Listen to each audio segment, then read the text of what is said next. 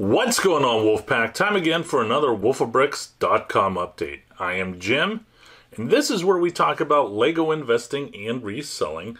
So before we get into the main topic, I would like to humbly ask you to like and subscribe to this video. We're trying to hit 5,000 subscribers by the end of the year. It's something that I think is doable, and we'll get there eventually. Now, starting next year, which is only a couple weeks away, we will be giving away one retired set per month. So that's something that I highly encourage you to check out if you subscribe.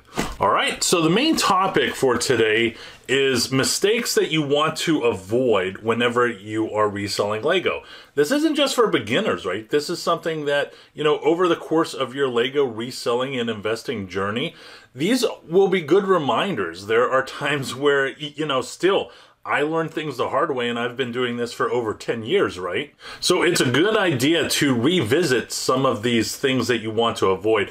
And for the most part, I'm a pretty back to basics type of person. Anytime there's a problem that has arisen, I always say to myself, okay, what are the fundamentals? And is there something that we're doing where we shouldn't have been doing or we neglected to do at the very beginning, which unfortunately would have not set us up for success in the future? So we're just going to go over a few. Number one, not doing enough research. This is huge. So a good example of not doing enough research or any research at all is whenever there was this person, they posted on a Facebook group recently where it was a $300 set, and they said, listen, is this something that I should invest in, yes or no? And there was this very nice gentleman who I saw, he put a comment on. I've talked to him on the phone at least once, and we've chatted on Facebook a couple times. He said, you know, it might be a better idea to take that $300 and invest it into listening to what an expert might have to say versus, you know, asking a bunch of people with various degrees of expertise or no expertise at all and hear what their opinions are. Which makes a great opportunity to talk about our Patreon. No, I'm joking. I'm joking. But that person was absolutely correct. And there was this one person that kind of crapped on him. It was like, you know, why are you a buzzkill? And he's like, no, that's the way it is. And I agree with him 100%. He is somebody that has been in the Lego reselling game for a very long time. He's very meticulous, and he and I are both due for a call. I've only talked to him once. I think it was a year ago. It would be a good idea for us to talk again and just touch base. But you need to figure out a way to do your own research. And I understand whenever you're walking through the halls of Target or Walmart and you see all these Legos, you'll say to yourself, like, where do I begin, right? Well, you have to begin somewhere. Instead of, you know, just tackling Star Wars, you may want to look at a theme that doesn't have as many sets out per year, like a Speed Champions, which might have 6 or 8 sets, and Architecture, which kind of doesn't have too many sets at all. Sometimes one if they're lucky. But there are some sets out there where you could kind of do your own due diligence. And you need to do that. Overall, it's not a bad idea to hear what some people have to say whenever it comes to Lego or anything in general, right? But at the end of the day, you really need to listen to yourself and you need to make your own decisions. This is your money, right? Another mistake that you want to avoid doing is choosing the wrong strategy, right? Like there was this person a while ago, he wanted to start reselling Lego Star Wars just because he likes Star Wars. And I'm not saying that's a bad idea, but he was kind of like guns blazing, I'm going to buy any Star Wars set, which I don't think is the best idea. You may want to go ahead and identify what those sub-themes are in Star Wars and start going after them. Maybe it's the helmets, maybe it's the dioramas, maybe it's who knows what, maybe it's just the X-Wings. I have no idea. But there's plenty of sub-themes out there for all Lego themes, and it's a good idea to start small. And again, you do your own research and then you build a strategy and you say to yourself, you know what? I see everybody talking about Star Wars. I don't see anybody talking about Friends. I see Friends has some good ROIs. I think I might just start there. And that will benefit you. Number 3, a mistake that you want to avoid is not buying at a discount price. Now, here's the deal. Let's talk about Olaf. You know, I had a lot of people hop on me about Olaf, and Olaf was a topic in this last group chat that we talked about. But I'm starting to sell out of all of my Olafs, and I don't have any bad news to report. There were some people, I think, on some Facebook group or some chat that recently were like, I don't like that guy Jim because he recommended Olaf. Well, let me tell you, my average cost for Olaf was around $7.99, and I've sold, by this time as this video is released, all my Olafs should be gone. And I've sold them for somewhere around $23, right? So that's somewhere around 180% ROI, which is not bad. And of course, that's before fees and shipping and all that other stuff. And at the beginning of next year, I'll put out my best and worst ROIs, which is something I usually do, right? And we'll see if Olaf is one of those sets that falls under the worst ROI that I've had. But the thing that did benefit me with Olaf was purchasing at a very, very low price. I think the lowest price I could have purchased it for was around $5.99, and I did. But when you talk about my cost dollar averaging, I think it worked out to around $7.99. So you need to make sure that you buy at a discounted price, because you're not just making money when you sell, you're also making money when you buy too, of course. The mistake you want to avoid is not setting a realistic expectation. And I've said this in the past, right? There will be people that will come up to me and they'll say, Jim, I want to double my money every 12 months.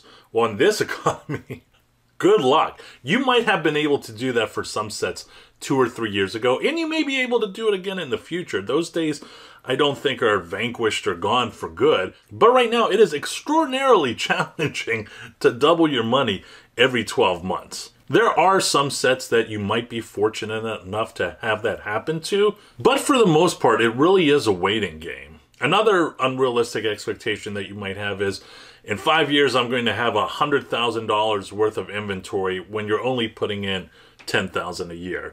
You really need to think about what you're doing financially.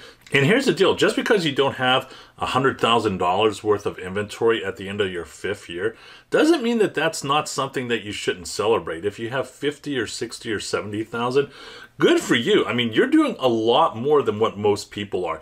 There are some people I know that have been lurking on Facebook groups and on forums for years, and I'm talking like 5 or 6 years, and they still have yet to purchase something. So you should already celebrate your successes, but you shouldn't overkill your mind with things that you just aren't able to achieve. You will achieve those things with hard work and time, but you will just need to hustle a little bit more. Another mistake you want to avoid is falling in love with a set. Now, some people will be like, well, Jim, you've fallen in love with a set.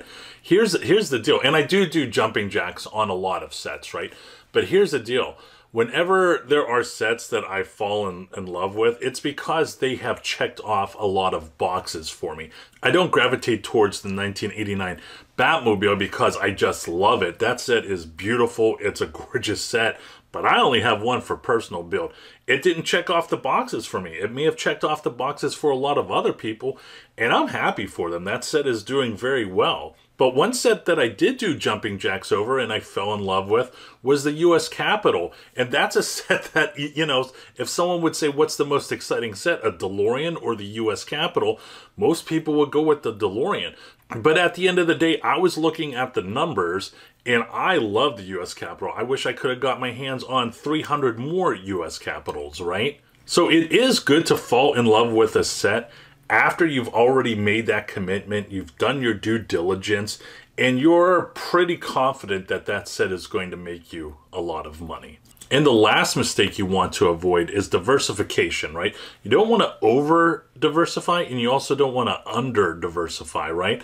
When I first got into the game, I ended up having between 10 and 15 SKUs, and that was it. And occasionally, sometimes people will put in the comment section, what's a SKU? Let me tell you, if you don't know what a SKU is and you're watching this and you're interested in Lego investing, you really need to go ahead and look it up. But I had hundreds and hundreds and hundreds of quantities whenever it came to those SKUs. And then eventually it grew to 60. It was over 100. That I was over diversified right there. But keep in mind, the reason why we diversify is isn't just because we want to pick winners, because I've said this a million times. If a winner is a winner is a winner, why do we need another SKU, right? Well, that one set that we have, that is slated for a retirement at the end of the year. Well, guess what? Lego may announce that they're going to keep it another year, right? And if you didn't diversify, that could significantly ruin your Q4. So the Downtown Diner is a set that I recently talked about in a video whenever I was doing my modulars.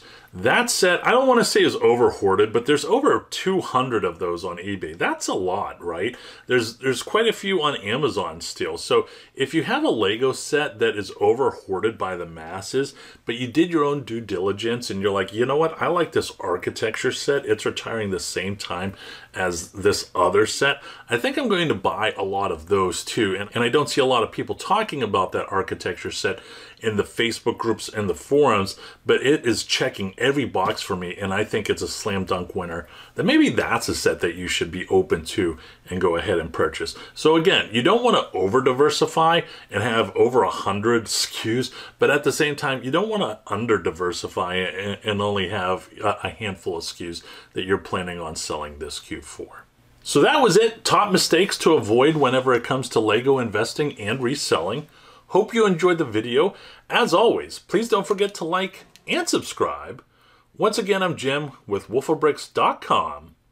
Always go out there and get it.